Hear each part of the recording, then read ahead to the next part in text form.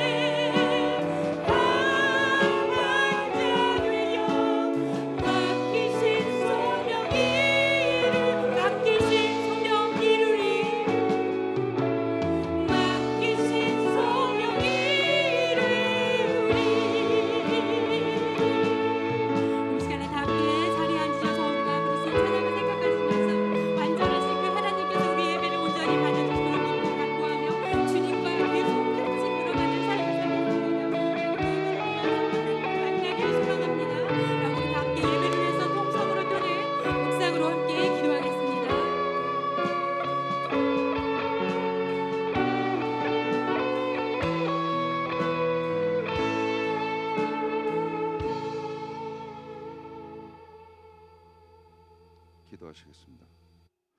사랑과 은혜가 풍성하신 하나님 아버지, 오늘도 변함없는 주님의 사랑으로 저희를 주님의 전으로 부르시고 거룩한 주일 예배의 자리에 서게 하시니 진심으로 감사드립니다.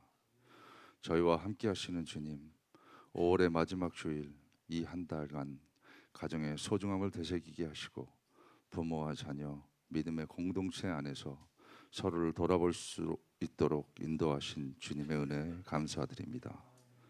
이 예배의 시간에 모든 성도가 주님의 사랑을 느끼며 마음과 정성을 다해 예배할 수 있게 하여 주시옵소서. 한 주간의 분주함과 연약함을 내려놓고 다시금 주의 말씀으로 새로워지길 원합니다. 저희의 마음을 열어주시고 주님만을 바라보는 신령한 예배자가 되게 하시옵소서. 저희의 삶이 주님 안에서 더욱 깊어지고 자라나게 하소서. 신앙의 뿌리를 말씀 위에 깊게 내리게 하시고 기도의 자리에서 날마다 주님의 음성을 듣는 삶이 되게 하여 주시옵소서. 세상의 바람과 유혹 속에서도 흔들리지 않게 하시고 어떤 상황 속에서도 주님을 더욱 신뢰하고 의지하는 굳센 믿음을 허락하여 주시옵소서. 에덴교회를 위해 기도합니다. 지금 교육관이 건축 중에 있습니다. 공사가 끝날 때까지 안전사고 없이 건축이 진행되게 하여 주시옵소서. 저희 교회를 축복하시고 은혜를 베풀어 주심에도 감사함을 드립니다. 에덴교회의 모든 계획된 것들과 행하는 모든 일에 하나님이 친히 주관하셔서 오직 하나님께만 영광 돌리게 하여 주시옵소서. 성령 안에서 교회가 하나 되게 하시고 주님의 주시는 새 힘으로 더욱 건강하고 강한 믿음으로 날로 부흥하는 교회가 되게 하여 주시옵소서. 주의 사랑으로 이웃을 섬기며 하늘의 평안과 기쁨을 전하는 교회가 되길 간절히 소원합니다. 언제나 저희를 사랑하시는 주님, 이 시간 주님의 귀한 말씀을 들고 단위에 서신 인석진 목사님께 성령의 능력으로 붙들어 주시고 주시는 말씀으로 인해 우리의 영혼이 변화되고 회복되고 치유되는 역사가 나타나게 하여 주시옵소서. 예배를 위해 수고하는 손길들이 있습니다. 보이지 않는 곳에서 헌신하며 봉사하는 손길들 또한 기억하시고 그들에게 한없는 축복의 은혜를 베풀어 주시옵소서. 우리 모두의 고통을 아시고 치유하기를 원하시는 주님, 질병으로 고통 중에 치료하거나 요양 중에 있는 성도님들을 위로하시고 주님의 전능하신 손길로 어루만져 주셔서 깨끗이 나음을 입게 하여 주시옵소서. 예배의 시종을 주님께 의탁하오며 저희를 항상 지켜주시는 예수 그리스도의 이름으로 기도드립니다.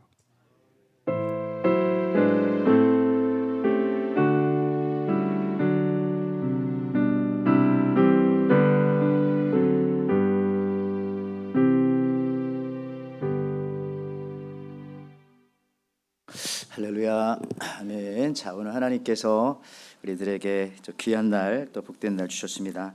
오늘 하나님 말씀 듣기 전에 저희들 같이 한번 교회 소식 같이 살펴보시고요. 그리고 하나님 말씀 같이 나누도록 하겠습니다. 여러분 주보 한번 같이 보시겠습니다. 오늘 5월 넷째 주인데요. 이제 6월 생명의 삶 나왔습니다. 여러분들 꼭 구입하시고 혹은 우리 새 가족들은 그냥 무료로 가져가시는데요. 여름이 다가왔습니다. 아이들도 방학도 주고 또 출타도 많이 하시는데 어느 곳에 가시든지 또 이렇게 생명의 삶 가지고 가셔서 큐티도 하시고 또 개인적인 또 예배도 꼭 빠짐없이 그렇게 드리시기 위해서라도 우리 6월 7월은 교회 예배 중요하지만 동시에 또 우리 생명의 삶으로 개인 경건 생활 꼭 이어가 주시기를 바랍니다. 6월 7일 새벽 예배 후에 우리 기관장 회의가 있습니다. 이번 주가 아닙니다. 다음 주인데 미리 말씀드리는 것입니다. 전도회 모임입니다. 오늘 넷째 주일 준비해 주시기 바라고요. 그리고 이제 우리가 수요일 날 또 새벽 예배 이렇게 광고 냈는데 여름이기 때문에 여러분 수요일이나 새벽에 또 많은 분들 참석 또 출타하시기 때문에 못 하시는 경우 있을 텐데 남아 계신 분들이라도 같이 나오셔서 같이 예배 함께 드리실 때에 저희 수요일에는 저희가 성막 공부를 하고 있습니다. 참 중요한 내용이라고 저는 나름 생각하는데 많은 분들이 같이 하셨으면 좋겠습니다. 그래서 주보 속죄도 보면은 이번 주 이제 덮개에 관해서 같이 살펴볼 텐데 그게 무슨 얘기야라고 하시는 분 계시다면 나와 보시면 아실 수 있겠습니다. 꼭 필요한 내용들이기 때문에 수요 예배와 또 새벽 예배 여러분들 여름에는 이런 것으로 우리 신앙생활 잘 지키시기 바랍니다. 성경 통독반 계속 이어지고 있고요. 우리 사랑방 모임은 5월로 마지막 이제 방학에 들어가게 되었습니다. 가져주시기 바라고, 아직 못 가지신 분들도 꼭 예배 이번 달까지 가져주시고 보고해 주시면 감사하겠습니다. 건축을 위해서도 기도해 주실 때에 곧 마무리가 되어질 줄 믿습니다. 우리 우크렐레 찬양 선교팀 계속해서 모집하고 있습니다. 지금 주일 오후 1시에 열심히 연습하고 있고 또 잘 연습하고 있습니다. 조만간에 또 여러분들한테도 보여줄 뿐만 아니라 또 우리 또 정말 말씀하신 대로 거리에 나가서 그렇게 또 전도하는 시간도 있을 것이라고 기대가 되어집니다. 그 밖에도요, 우리 또 여러 가지 소식들 살펴주시기 바라고, 또 몸이 연약하신 분들, 우리 또 이렇게 오늘은 장진호 집사님도 함께 나오셨는데 우리 어르신들 또 연약하신 분들 위해서 늘 기도해 주시기를 그렇게 부탁을 드립니다. 자, 이 시간 하나님께서 우리들에게 주시는 말씀이 있습니다. 오늘 말씀은요, 마태복음 15장 21절에서 28절에 있는 말씀입니다. 마태복음 15장 21절에서 28절에 있는 말씀, 우리 한 절씩 같이 교독하며 읽도록 하겠습니다. 예수께서 거기서 나가사 두로와 시돈 지방으로 들어가시니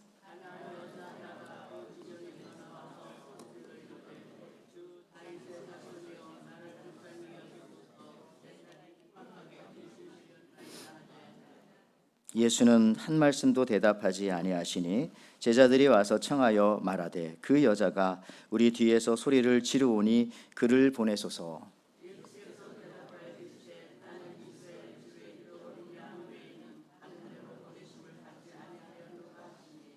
여자가 와서 예수께 절하며 이르되 주여 저를 도우소서.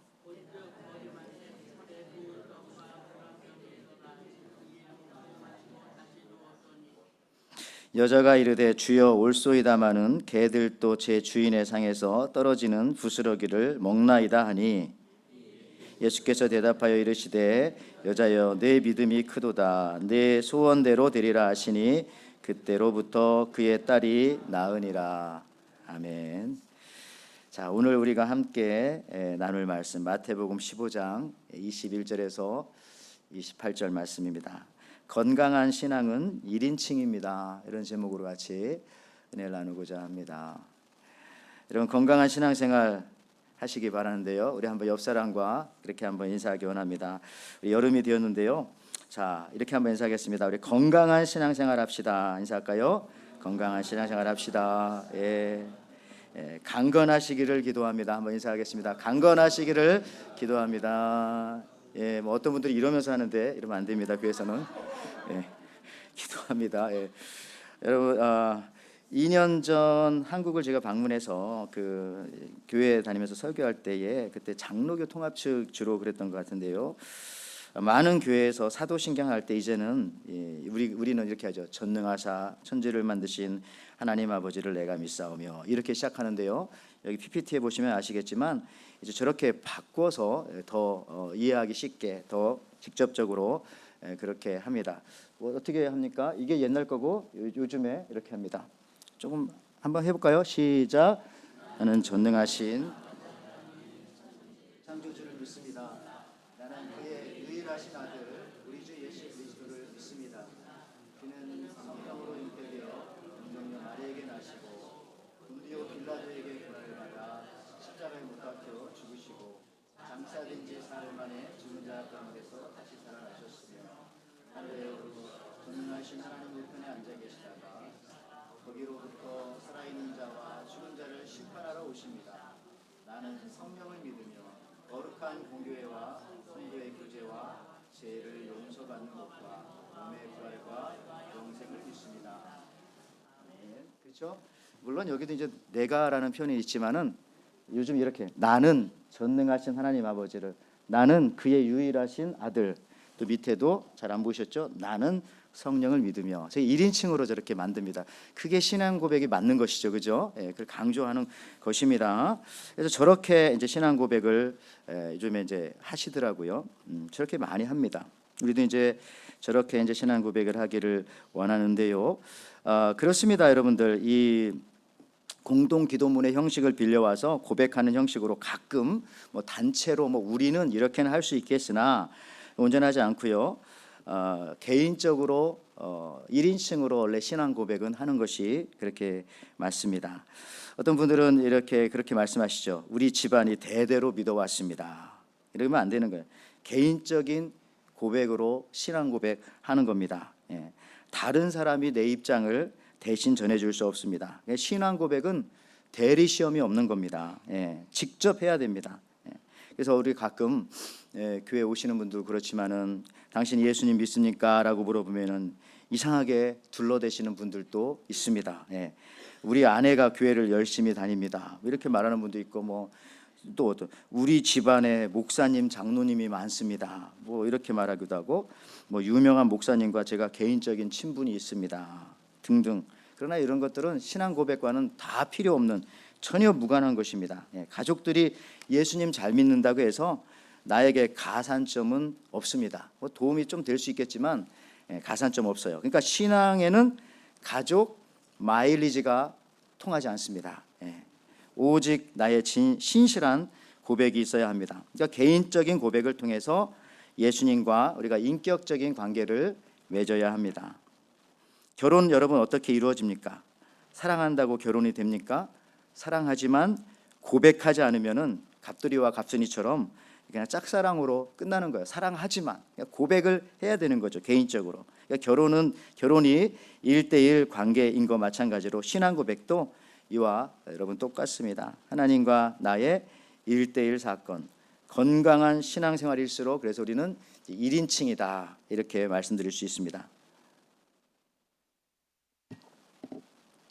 부모를 잃은 사람을 여러분 우리가 고아라고 부릅니다.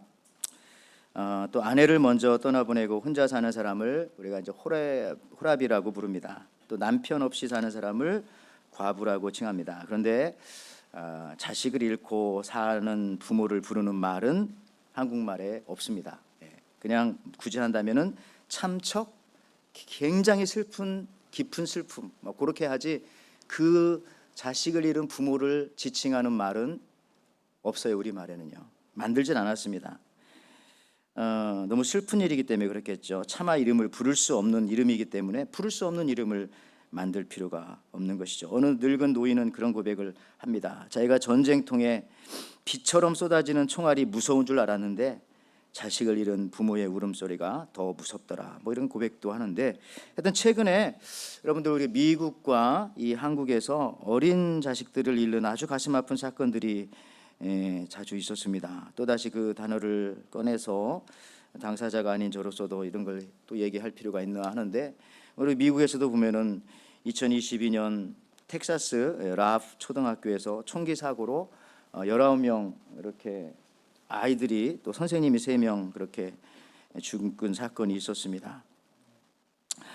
또 한국은 여러분들 세월호 사건도 있고 최근에 이태원 사건 이런 것들이 있었습니다. 혹시 노파심에서 여러분들에게 말씀드리지만 정치적인 것과는 전혀 상관없으니까 제발 오해하지 마시고 여러분들 혹시 여러분들 중에 요 사건들이요. 제가 이제 아까 랍 초등학교 사건은 제가 이미 말씀을 드렸지만 저게 몇 년도에 일어나는지 아십니까? 모르실 거예요. 갑자기 물어보면.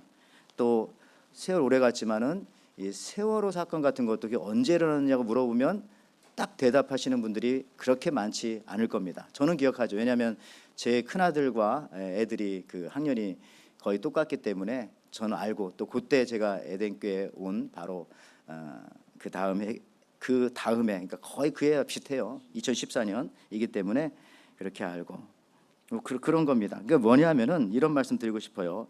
솔직히 우리가 가물가물하잖아요.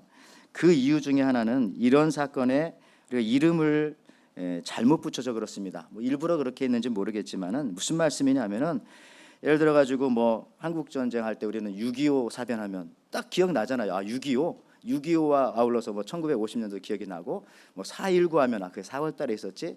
그러니까 어떤 이름에다가 날짜나 연도를 붙여 놓으면 그 기억이 오래 가게 되어집니다. 오래 가게 되어져요. 3.1절도 그렇고 참 좋은 겁니다. 오래 기억하려면 그게 날짜를 붙여놓으면 돼. 근데 오래 기억하지 못하게 하려면은 그 날짜라든지 연도나 이런 것들을 빼버리면 사람들은 기억 속에서 가물가물해지고 잃어버릴 때가 많습니다. 무슨 얘기냐? 우리가 어떤 역사적인 사건이나 어떤 일들이요 1인칭으로, 왜냐하면 날짜를 붙이는 것은 1인칭, 내가 살고 있는 지금 오늘과 계속 연결되는 거니까 그 1인칭이라고도 할 수 있어요. 그러니까 나와 관계되어 있는 1인칭으로 하면은 나와 가깝게 이름이 지어지면 그것은 쉽고도 오래 기억이 가게 되어진다는 것이죠. 자, 오늘 이 배경이 두루와 시돈 얘기입니다. 두루와 시돈에서 예수님께서 가나안 여인의 딸을 고친 얘기인데요. 두루와 시돈은 가나안입니다. 가나안 땅입니다. 마태복음 오늘 15장 21절 22절에 보니까 예수께서 거기서 나가사 두루와 시돈 지방으로 들어가시니 가나안 여자 하나가 그 지경에서 나와서 소리질러 이르되 주 다윗의 자손이여 나를 불쌍히 여기소서 내 딸이 흉악하게 귀신이 들렸나이다 하되. 두루와 시돈이라는 지역은 여러분 악명 높은 지역이죠. 왜냐하면은 아합의 아내였던 이세벨의 고향이 바로 저 두루와 시돈입니다. 지난주에 살펴본 엘리야를 죽이고자 했던 북이스라엘의 악한 왕비 바로 바알신을 섬겼던 이세벨의 고향이 바로 저곳이고요. 저기는 대표적인 이방 땅입니다. 사실 오늘 예수님은 이스라엘과는 전혀 상관이 없는 그 지역으로 들어가십니다. 그런데 그때 한 가나안 여인이 나와서, 성경에도 그 이름을 그대로 적고 있어요. 가나안 여인이다, 이방 여인이다. 예수님에게 와서 간청합니다. 내 딸이 흉악하게 귀신 들렸나이다, 고쳐주소서. 예수님과 전혀 상관없는 사람이 갑자기 툭 튀어나온 것이죠. 오늘 마태복음 15장 23절 24절 말씀에도 예수는 그래서 그런지 한 말씀도 대답하지 아니하시니 제자들이 와서 청하여 말하되 그 여자가 뒤에서 소리를 지르오니 그를 보내소서. 예수께서 대답하여 이르시되 나는 이스라엘의 집 잃어버린 양 외에 다른 데로 보내심을 받지 아니하였노라 하시니. 자, 이 가나안 여인의 간청에 예수님이 전혀 상관도 하지 않으시니까 이제는 제자들마저 예수님께 와서 말씀하는 거예요. 말하는 거예요. 예수님 좀 좋게 해서 보내셨으면 좋겠습니다. 저 여인을 돌려보냄이 마땅한 줄 아뢰나이다. 너무 시끄럽게 그러고 계속 그러니까 분위기도 안 좋고 또 예수님의 이미지에도 타격이 있잖아요. 그러니까 제자들이 이제는 와서 그렇게 오히려 예수님에게 부탁을 드리는 거예요. 사랑의 예수님과는 전혀 다른 모습을 자꾸 보이시니까요. 근데 여러분 이 장면을 보고 어느 신학자는 이렇게 해석합니다. 왜 예수님께서 이 여인의 마음속에 왜 이 여인을 거부했냐 하면은 잠깐은 이 여인의 마음속에 믿음을 키우기 위한 시간이었다. 그렇게 해석합니다. 그렇죠, 여러분. 무조건 도와준다고, 무조건 고쳐준다고 그 사람 살려내는 거 아닙니다. 그 사람 고쳐주는 거 아닙니다. 성경에 보면은 기적을 체험했던 사람들이 나중에 예수님 배신하고 십자가에 못 박으라고 소리 지르고 그러잖아요. 그러니까 그냥 고침받는 게 중요한 게 아닌 거죠. 상관 있게 만들려고 예수님께서 일단 시간을 끄는데 그 시간 끄는 시간이 어떤 시간이냐면은 여인의 마음속에 믿음을 키우는 그런 시간입니다. 우리 교우들 중에서도 이제 항암 치료도 받는 분도 계시고 받아야 할 분도 계시고 우리가 기도를 많이 해야 되겠지만 여러분 무조건 항암 치료 받는 것이 아니라 어느 정도 체력을 만들어 놓은 다음에 그 다음에 치료하는 것과 같은 것이죠. 쌀자루에 쌀을 넣기 위해서는 쌀을 들썩들썩 흔들어야 그 자루에 쌀이 많이 들어가듯이 오늘 예수님께서는 이 여인의 그 외침에 곧바로 대답하지 않고 시간을 끄셨던 것은 이 여인의 믿음 속에 마음 속에 믿음을 성장시키는 그런 시간이었다. 동의합니다. 여러분 그런데 저는 이 가나안 여인이 이 딸을 치료하는 과정에서 가장 중요한 단어가 하나 있다고 생각합니다. 그것은 이 엄마는 딸의 치료 문제를 자신의 문제로 인칭을 변화시킨 것입니다. 즉 예수님 내 딸이 불쌍합니다. 내 딸을 치료해 주십시오가 아니라 뭐라고 했습니까? 예수님 나를 불쌍히 여겨 주십시오.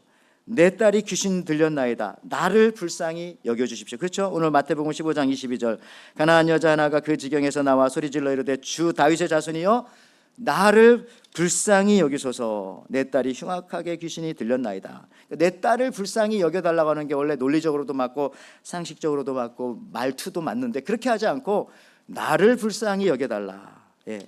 여러분 교회를 위해서 기도하는 것도 좋지만 여러분 자신을 위해서 기도하시면서 내가 잘 돼야 우리 교회가 잘 되잖아요. 이런 식으로 기도하는 것도 생각해 볼 수 있겠어요. 예.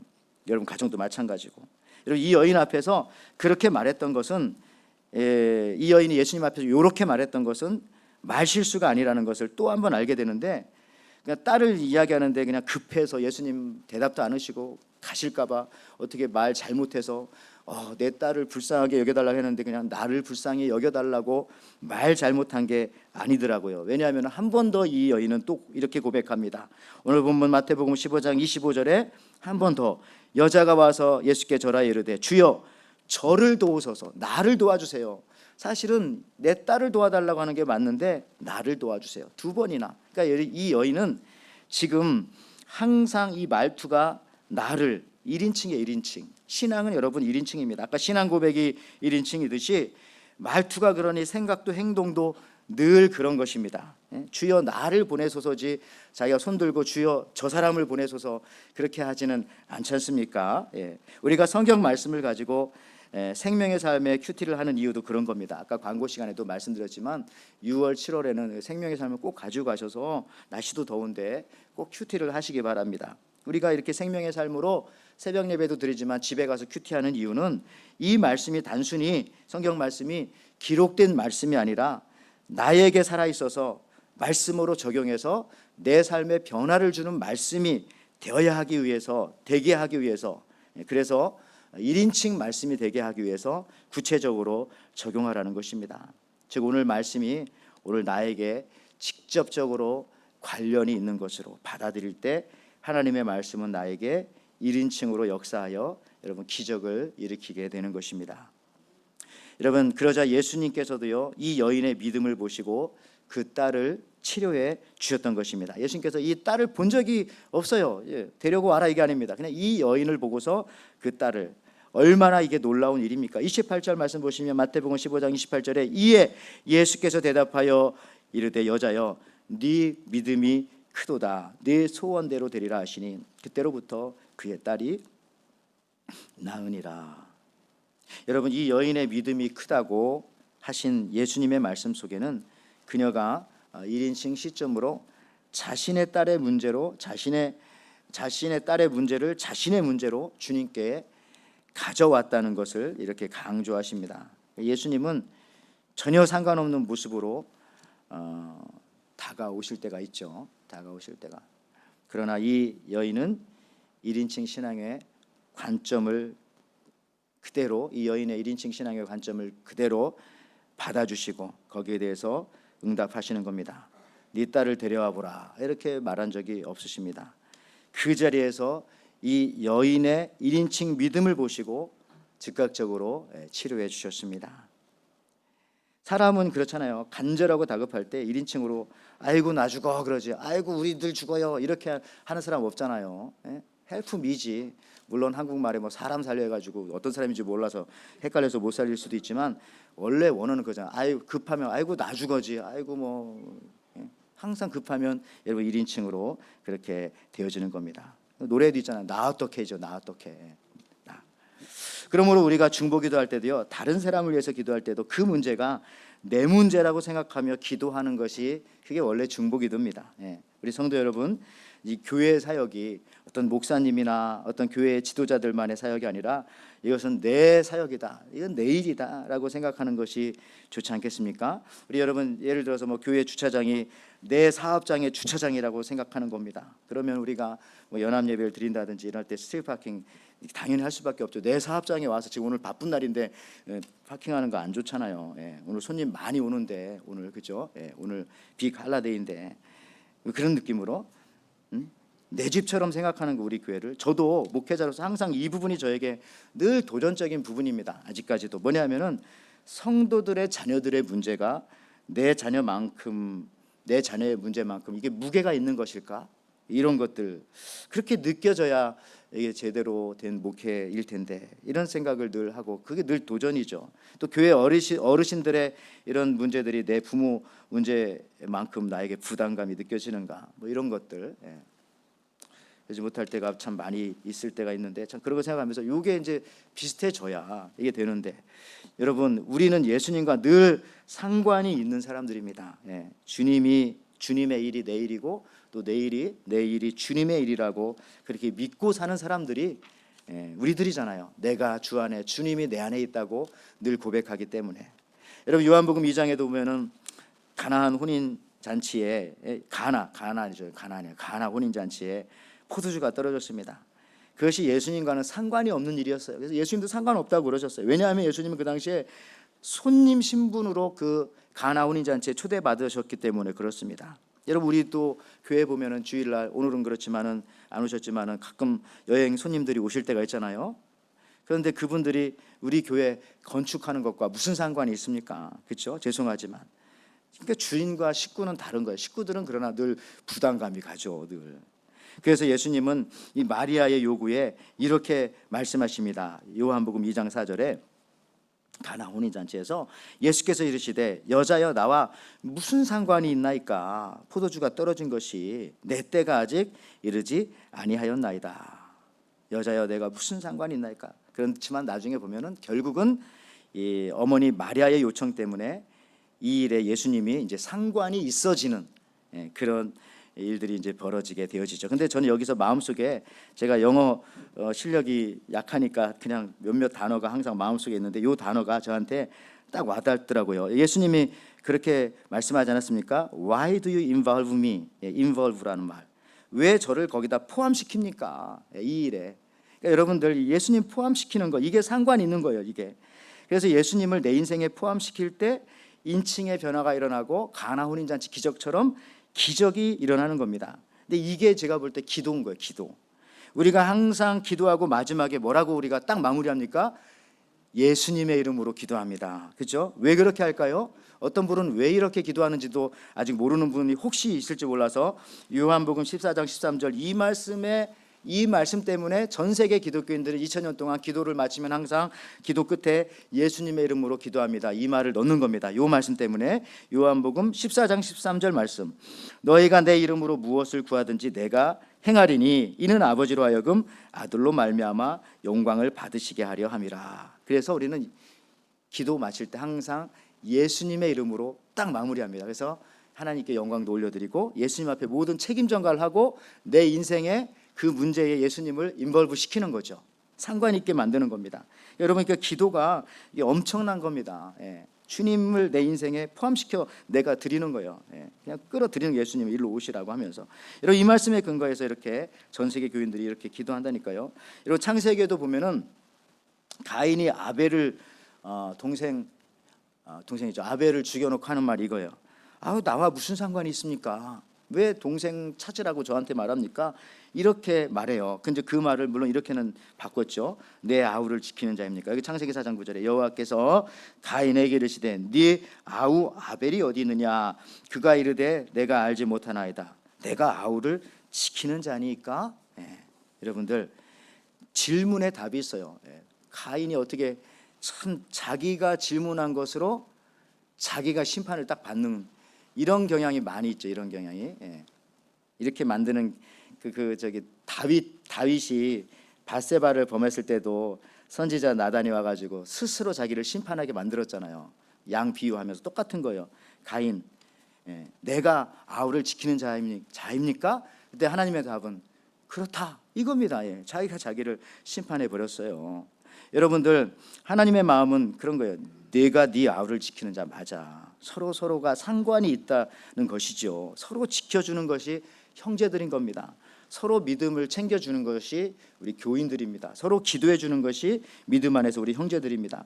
모든 것이 다 관계가 있다는 거죠. 여러분 이미 아시는 것처럼 중국의 옛날에 그 대약진 운동이라고 마오쩌둥 때 그런 일이 있었잖아요. 농촌의 참새를 다 잡아라 이렇게 말한 적이 있어요. 이제 뭐 이렇게 몇 가지 없애는 모기 없애고 뭐 없애고 하는데 이 마오쩌둥이 어디 가더니 야 저 새는 나쁜 새다 하고 참새한테 손가락질을 했대요. 그랬더니 그때부터 그냥 중국 사람들이 다 저렇게 참새를 엄청 몇억 마리를 잡았다고 기록에도 나옵니다. 근데 어떤 일이 벌어진지 여러분 아시죠? 참새 잡았기 때문에 저 당시에 중국 사람 5천만 명이 굶어 죽었습니다. 5천만 명은 지금 우리 대한민국 이 국민 숫자예요. 왜 그러냐면 참새 잡으니까 해충이 막 창궐하는 거예요. 특별히 메뚜기가 다 정말 굶어 죽은 거예요. 그러니까 저걸 통해서 알 수 있는 게 뭐냐면은 야, 함부로 죽이거나 함부로 없앨 일이 아니구나. 함부로 무관심하면 안 된다. 왜? 나와 모든 것들은 다 연관이 되어져 있기 때문에 대부분의 것들이 지금 나와 보이지 않게 다 이게 연결이 다 돼 있는 겁니다. 실제로 아벨이 죽으니까 가인도 영적으로 죽게 되는 것이고요. 결국은 쫓겨나고 평생토록 유리방황하면서 두려움 속에서 살게 되는 거죠. 창세기 14장 14절이 그렇지 않습니까? 주께서 오늘 이 지면에서 나를 쫓아내시온즉 내가 주의 낯을 뵙지 못하리니 내가 땅에서 피하여 유리하는 자가 될지라. 물은 나를 만나는 자마다 나를 죽이겠나이다. 늘 죽음의 공포 속에서 방황하면서 살게. 이유가 뭐죠? 자기와 관계 있는 아벨을 죽였기 때문에. 여러분들, 그래서 신앙은 언제나 항상 1인칭으로 모든 게 나와 다 관계되어져 있다로도 확장되어서 생각하실 수가 있는 겁니다. 저는 이렇게 그 조깅을 할 때 말씀드렸잖아요. 개가 앞에서 이렇게 걸어오면은 제가 개를 키우지 않을 때는 기분이 나쁘더라고요. 사람이 걸어가는 길에 개를 데리고 오다니 뭐 이런 느낌으로 이렇게 안 피하려고 막 노력하고 옆으로 안 물릴 정도로 막 이렇게 해서 막 그 사람의 또 좀 피하게끔 만들고 이런 적이 솔직히 있었습니다. 그런데 제가 이제 개를 키우고 나면서부터는 그게 잘 안 되더라고요. 저기서부터 개를 끌고 오면 내가 아예 찾길을 건너서 저쪽으로 가게 됩니다. 왜냐하면은 그 개도 보호해주지만 그 사람 마음을 알기 때문에 그 사람이 개 끌고 왔다 갔다 하기 얼마나 힘들겠어요. 무슨 얘기냐면은 이게 어떻게 가능하냐면 내가 제 1인칭으로 내가 개를 키워보니까 내가 개를 산책시켜보니까 이게 너무 자연스럽게 가능하더라 이런 거죠. 우리 신앙생활도 많은 것은 똑같아요. 이걸 모든 것을 내가 해보고 내가 1인칭으로 만들어 보면은 굉장히 쉬운 겁니다. 전도도 여러분들 해보면 한 생명 전도하는 게 얼마나 어려운지 너무너무 알기 때문에 여러분들 우리가 서로 잘해주게 되고요. 찾은 영혼들 잃어버리지 않기 위해서 전도는 못할지언정 상처 안 주려고 상당히 노력을 하게 되죠. 왜? 전도가 그렇게 어려우니까. 교회 청소도 여러분 한번 직접 해보세요. 그러면 덜 어지럽히게 되고 또 정리하게 됩니다. 누군가는 해야 되니까 말이죠. 여러분 아까도 말했지만 교회 주차장 봉사도 한번 솔선해서 해보시면 우리 2부 때 나와서 하시는 분 계시잖아요. 그러면 나중에 그 심정 알기 때문에 다 알아서 내가 잘 파킹해야지 이쪽에다 하면 더 편할까. 여러분 찬양팀도 한번 해보시고 교사도 한번 해보시고 교회 설거지도 해보시고 교회 식사 준비하는 것도 직접 한번 1인칭으로 해보면은 그때 이제 알게 되는 거죠. 아, 이게 단순하게 그냥 숟가락 얹고 먹는 게 아니구나. 이걸 준비하려면 뭐 주중에 준비해야 되고 준비하기 위해서 또 막 전화해서 부탁해야 되고 오면 또 나가서 문 열어줘야 되고 옮겨줘야 되고 냉장고 넣어야 되고 냉장고 넣는데 냉장고가 온도가 안 올라가지고 이게 상하면 어떡하나 해서 이쪽으로 옮겼다 저쪽으로 옮겼다 뭐 여러 가지 그런 거 통역도 한번 해보시기 바랍니다. 통역 얼마나 시간이 많이 걸리고 많은 일들이 필요한지 일단 저도요 이 통역 때문에 금요일 저녁까지 설교를 다 완성해서 보내줘야 돼요. 그러면 또 그걸 번역하시는 분들은 우리 몇 장 나와 있지만은 뭐 4-5시간 준비해서 번역하시고 또 주일에 와서는 또 다른 분이 또 통역하는데도 또 잘 안 들린다고 하니까 또 기계도 점검해야 되고 뭐 배터리도 넣었다 뺐다 해봐야 되고 하여튼 뭐 복잡합니다. 찬양팀도 마찬가지 보니까 한번 찬양팀도 해보시고 리더도 해보시면 말도 못하게 많은 일들이 뭐 화요일부터 준비해야 되고 뭐 수요일부터 준비해야 되고 다 일일이 다 해야 되고 그 준비 과정부터 일일이 말하면 너무너무 복잡한 거야. 안 해보면 잘 모르죠. 그냥 와서 잠깐 왔다가 그냥 내려가고 이런 것 같은데 해보면 너무너무 많은 일들이 거기 있구나라는 것들을 알게 되어지는 것입니다. 그러니까 해보지 않으면 1인칭이 되어보지 않으면 아무것도 잘 모르는 거예요. 오히려 나중에 컴플레인 할 수가 있고 그렇게 되죠. 해보면 됩니다. 1인칭 시점으로 해보면 다 달라지는 것이죠. 완전히 다 다르게 보입니다. 제가 이제 오늘 이제 말씀을 좀 마무리해 가면서 끝으로 1인칭 신앙 중에 가장 중요한 거 하나 이거 있습니다. 이걸 좀 말씀드리고 싶은데 죽음도 여러분 죽음 있죠. 죽음도 1인칭으로 놓아야 합니다. 우리 예수 믿는 사람들은 여러분 이문재 시인의 시에 이런 시가 있어요. 여기 있네요. 죽음은 살아 있어야 한다. 죽음이 삶 곁에 살아 있어야 한다. 죽음이 생생하게 살아 있어야 삶이 팽팽해진다. 죽음이 수시로 말을 걸어와야 살아있음이 온전해진다라고 하는 이문재 시인의 어떤 그 산문, 죽음은 살아있어야 한다 중에 떼운 얘기입니다. 우리 주변에 죽음은 언제나 3인칭으로 있는 경우가 대부분 많습니다. 그렇죠? 아까도 설교 앞부분에 그 라브 엘리멘터리 스쿨 총격 사건이라든지 뭐 한국의 그런 사건들 다 걔네들이 죽었구나, 그 아이들이 죽었구나, 다 3인칭이잖아요. 그죠? 그저 그냥 그들이 죽었을 뿐이다 생각합니다. 물론 우리가 잠시 죽음이 2인칭이 될 때가 있어요. 언제냐 하면은 가까운 가족, 우리 지인들이 세상을 떠났을 때, 그렇죠? 뭐 부모님이라든지 누구라든지 이런 사람들이, 그러면은 3일 동안 눈물 흘리고 돈 봉투 헤아리다가 이제 눈물이, 내가 언제 눈물 흘렸냐, 이걸 잊게 되기도 하고 일부러 잊으려고 하기도 하고 그러지 않습니까? 여러분, 그 윤동주 시인 있죠? 윤동주 시인과 같이 만주에서 공부했던 한 목사님은 조국의 통일을 바라면서 그런 고백의 시를 썼더라고요. 이렇게 나오네요. 두 동강난 이 땅에 묻히기 전에 나는 죽는다. 나의 스승은 죽어서 산다고 그러셨지. 그 말만 생각하자. 그 말만 믿자. 그리고 동주와 같이 별을 노래하면서 이 밤에도 죽음을 살자. 죽음을 살자. 여러분, 1인칭 죽음에 대한 생각과 묵상이 참 우리에게는 필요합니다. 죽음을 1인칭으로 늘 놔야 돼요. 죽음도 1인칭으로 곁에 두고 사는 것이 우리 예수 믿는 사람들, 초대교회 때는 더욱더 그렇겠죠. 예수님 믿으면 언제 순교당할지 모르니까. 특히 하나님의 말씀인 성경도요, 항상 여러분들 1인칭으로 다시 읽고 실천해야 합니다. 성경에서 쉽게 해석되지 않는 부분들이 여러분들 군데군데 있지 않습니까? 모태신앙인 저에게도 제가 이미 말씀드렸지만 특히 저는 이게 항상 어렸을 때부터 모태신앙이니까 어렸을 때부터 요 말씀은 늘 들었는데 늘 이 말씀이 이게 이해가 안 되고 납득이 안 되다가 이해된 적이 있다니까요. 그 얘기죠. 한 마리 양을 잃은 목자가 양 우리에 99마리를 남겨두고, 아니 왜 굳이 잃어버린 한 마리 양을 찾아가지고 뭐 어깨에 메고 와서 그것을 뭐 즐거워하고 잔치를 벌이고, 말이 안 맞잖아요. 그리고 마태복음 18장 12절 말씀에 너희 생각에는 어떠하냐, 만일 어떤 사람이 양 100마리가 있는데 그 중에 하나가 길을 잃었으면 그 99마리를 산에 두고, 또 여긴 또 산에 두고 가서 길 잃은 양을 찾지 않겠느냐. 이게 얼마나 손해인 거예요. 이 말이 이상하잖아요. 내가 배운 산수와 내가 사회 시간에 배운 사회 경제적인 논리로도 이게 맞지 않는 겁니다. 한 마리 찾으러 갔다 99마리 중에 2마리 잃어버릴 수도 있고 다 도망갈 수도 있고 뭐 늑대가 나타날 수도 있고, 특히 제가 농부의 아들로서 가축을 키워본 입장에서 상식적으로 생각해도 솔직히 이해가, 청년이 될 때까지도 이해가 잘 안 되더라고요. 근데 저는 이 성경 구절이 마음속에 안 들었는데 어느 날 내 마음속에 확 이해가 되고 아멘, 이게 맞습니다라고 고백한 적이 있습니다. 언제 그랬다고요? 그 잃어버린 한 마리의 양이 바로 나다라는 하나님의 음성을 들으면 그렇게 해야죠.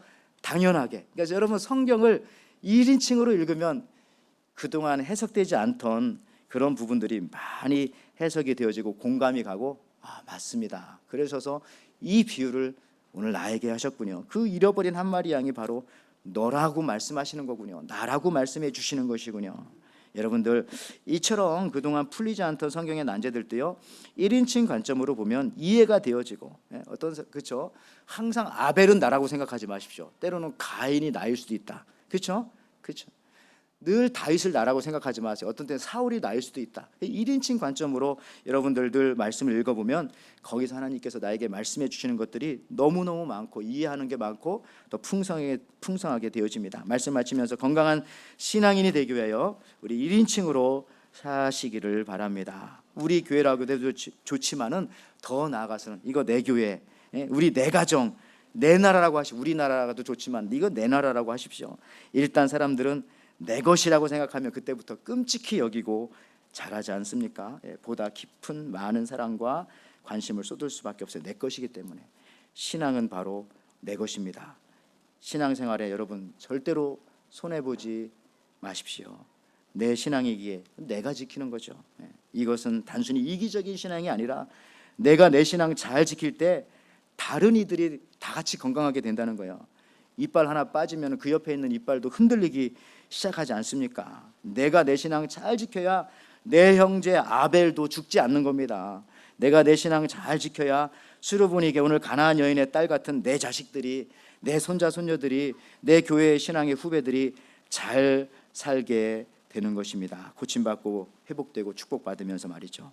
우리 건강한 신앙 유지하시고 더 성장하기 위해서 우리 신앙생활만큼은 언제나 1인칭으로 하시는 이 여름이 되시기를 주님의 이름으로 축원을 드립니다. 아멘. 하나님 아버지 감사합니다. 우리 주님께서도 나를 위해서 이 땅에 와 주셨습니다. 나 하나를 구원하기 위해서 십자가 지셨습니다. 오늘도 하나님께서는 이곳에서 나의 예배를 받아주십니다. 하나님은 우리의 하나님이기도 하지만은 먼저 나의 하나님이시고 우리의 아버지이기도 하지만 내 아버지인 것을 이 시간 고백하는 하나님의 백성들, 이 한 주간 또 앞으로의 여름의 삶 속에서도 모든 신앙생활 정말 불 건너 강구경 하듯이 또 누군가의 신앙생활처럼 내버려 두는 것이 아니라 이것은 내 신앙이고 나의 신앙은 내가 기도하며 예수님의 이름으로 지킨다는 믿음으로 하나님 말씀 보며 늘 적용하며 승리하는 삶을 살게 도와주옵소서. 감사드리며 예수님의 이름으로 기도하옵나이다. 아멘. 예, 우리 338장 여기도 보니까 네 줄을 가까이입니다. 네 줄을 같이 찬양 하나님 앞에 올려드리면서 준비하신 예물 드리겠습니다.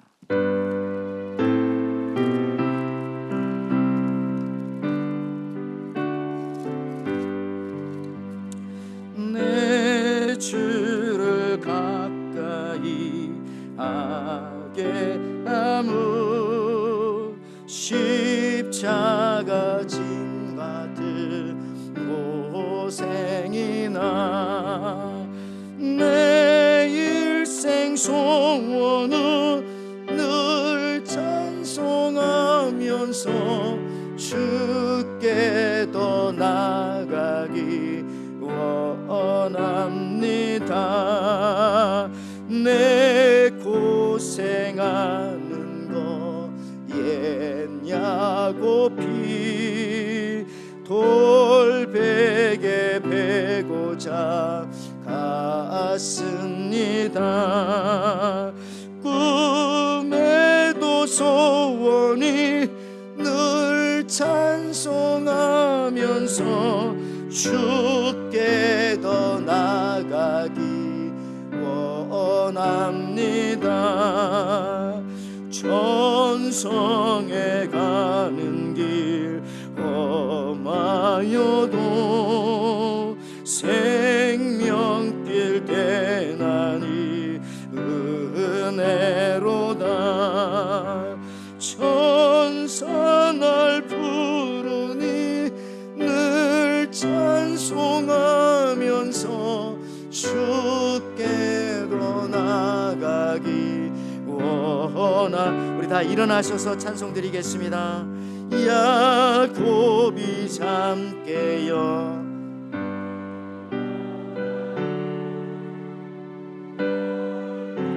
늘 쌓은 것 본받아서 숨질 때 되도록 늘 찬송하면서 주께 더 나가기 원합니다. 아멘, 아멘.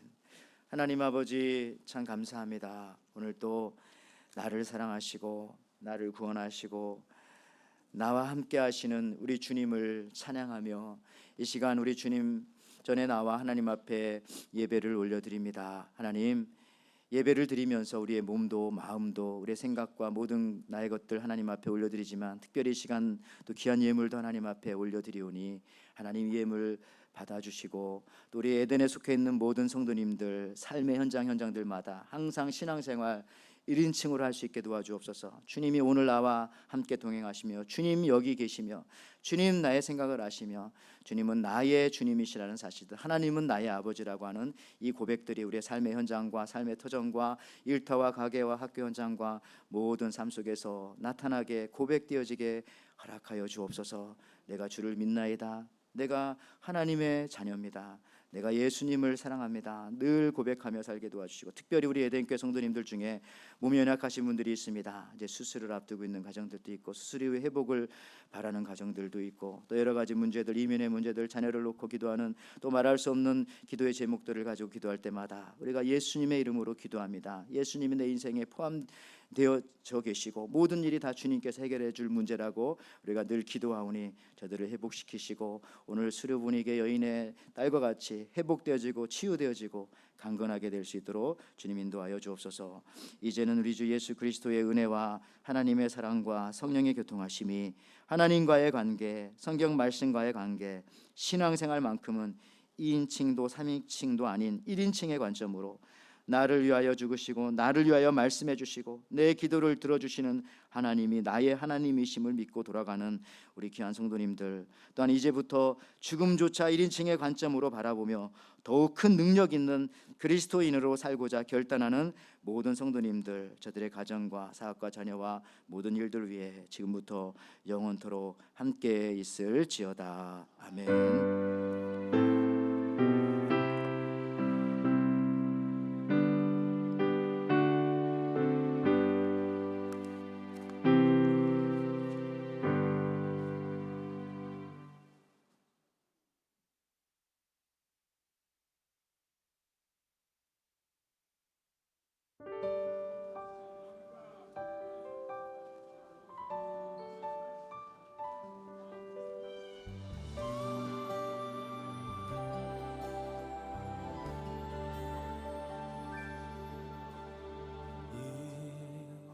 이곳에 생명샘 솟아나 눈물 골짝 지나갈 때에